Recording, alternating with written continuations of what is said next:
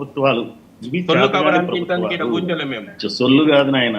Don't talk non sense. I'm telling you, talk properly. నువ్వు అసలు విషయం మాట్లాడు.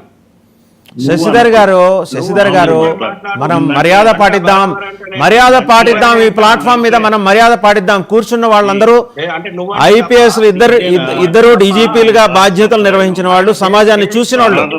మన అభిప్రాయ భేదాలు ఉండొచ్చు, నేను ఒప్పుకుంటా. నాకు కూడా ఆయన చెప్పేదాంతో అభిప్రాయ భేదం ఉంది, కానీ నేను వింటాను. విన్ని తర్వాత మాట్లాడతాను.